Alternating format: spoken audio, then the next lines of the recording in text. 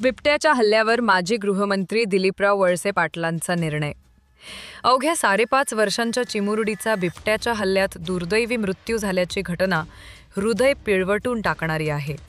सर्वसामान्य जनतेच्या वेदनेशी सदैव जोडलेले आणि तत्परतेने निर्णय घेणारे आदरणीय गृहमंत्री दिलीपराव वळसे पाटील साहेब यांनी त्वरित मंचर येथे जाऊन कुटुंबियांची भेट घेतली, सांत्वन केले आणि प्रशासनाशी चर्चा केली।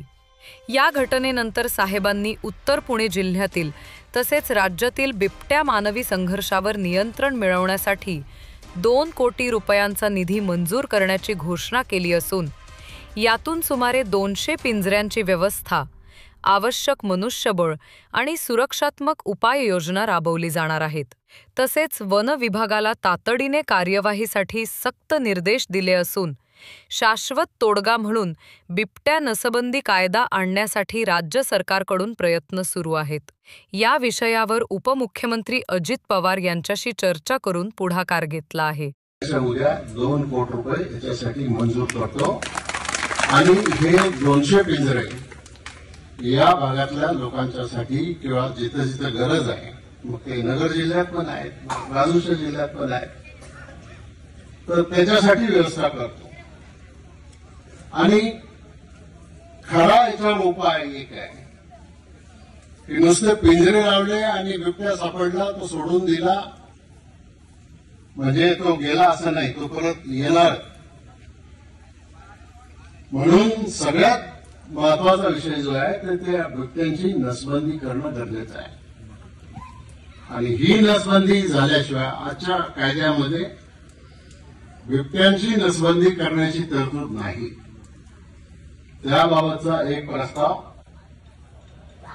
केंद्र सरकारकडे गेलेला आहे।